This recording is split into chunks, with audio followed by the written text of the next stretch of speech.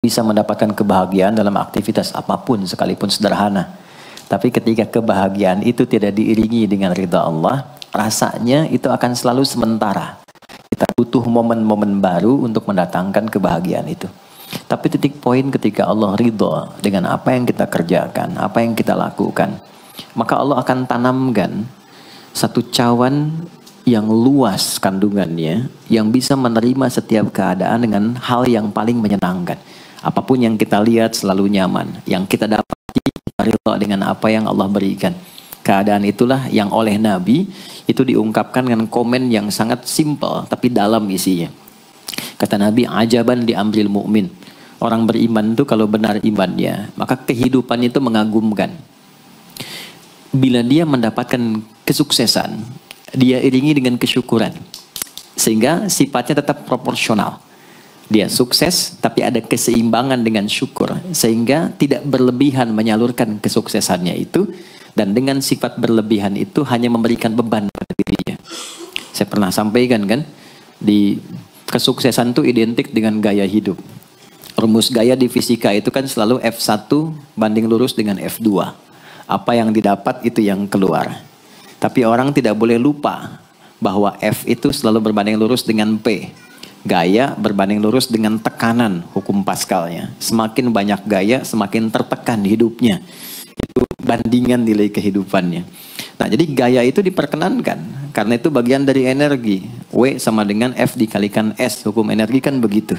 Jadi hidup nggak mungkin kalau nggak ada energi.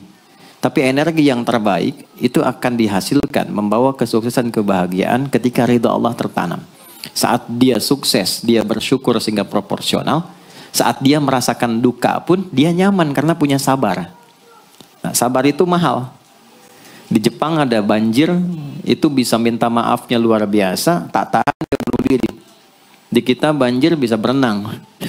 Itu gambaran. Cuma kalau nggak seimbang repot juga. Nah, membangun keseimbangan itu butuh konektivitas yang kuat dengan Allah. Konektivitas itulah yang dalam bahasa agama disebut dengan sholat namanya. Ya. Di pertemuan lalu kita sudah mencakup beberapa bagian dari sholat itu. Tapi saya ingin tekankan sedikit untuk menguatkan. Sholat berasal dari kata wasala atau silatun. Dasarnya kata wasala yang berarti terkoneksi dengan kuat, terhubung dengan erat. Kita pernah dengar istilah silaturahmi kan? Ya kan? Kalau kita kumpul, bahasa kerennya saya mau silaturahmi kan? Tapi goalnya tercapai nggak? Ya, silaturahmi itu kan dari kata silah, terhubung dengan erat, rasa sayang dan perhatian. Sehingga parameternya itu bukan saat datang. Kalau datang kita nyapa, wajar karena orangnya ada. Tapi kalau berpisah kita masih ingat, masih peduli, masih mendoakan, masih ngontak, itulah silah namanya. Di setiap keadaan kita masih terkoneksi. Keadaan kita yang terhubung dengan Allah. Sehingga di setiap tempat kita diperhatikan. Di pekerjaan kita dibimbing. Di rumah tangga kita diiringi. Sehingga semua berjalan mudah dan membahagiakan. Yang melatih kita untuk terkoneksi sehingga nggak putus dengan Allah. Itulah yang disebut dengan sholat. Sehingga goal dari sholat itu adalah membangun konektivitas kita dengan Allah yang kuat. Itu yang dimaksud di Quran surah keempat An-Nisa di ayat 103. فَإِذَا قَضَيْتُمُ الصَّلَاةَ maka jika anda telah tuntas mengerjakan sholat, فَاذْكُرُوا اللَّهَ. Ukuran keberhasilan sholat anda itu ketika anda merasakan konektivitas dengan Allah mulai nyambung. Qiyaman, jalannya ingat Allah. Sehingga kalau orang jalan, bekerja di apapun, saat dia ingat Allah, dia bisa memfungsikan tubuhnya sehingga tidak mengerjakan apa yang Allah tidak sukai. Gak akan mungkin Anda melihat sesuatu yang tidak Allah senangi. Dalam keadaan yang sama Anda ingat Allah. Gak akan mungkin melangkah pada tempat yang salah saat ingat Allah. Dan itu tidak mudah. Karena banyak orang keluar masjid pun setelah selesai sholat masih tertukar sendal. Padahal kalau dia ingat Allah gak mungkin itu terjadi. Itu pelajaran dasarnya. Dan wa'ala junubikum. Baik itu duduk bahkan sampai berbaring. Ada koneksi.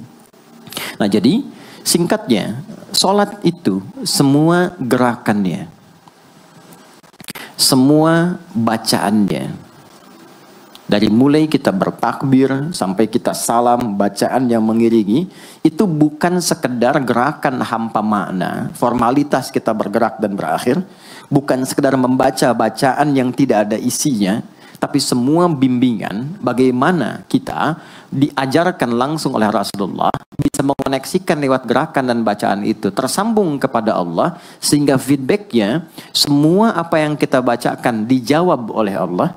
Semua gerakan yang kita lakukan, ini hakikatnya bimbingan tentang inti kehidupan kita.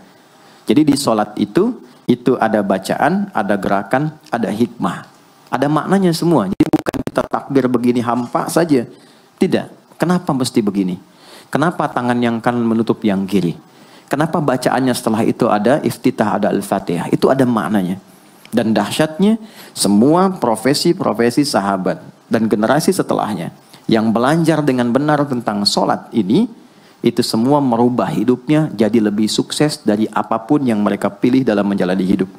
Dan yang paling hebat, itu yang menjadikan Nabi mendapat perintah pertama bukan zakat, bukan haji, bukan umrah, bukan puasa, tapi sholat.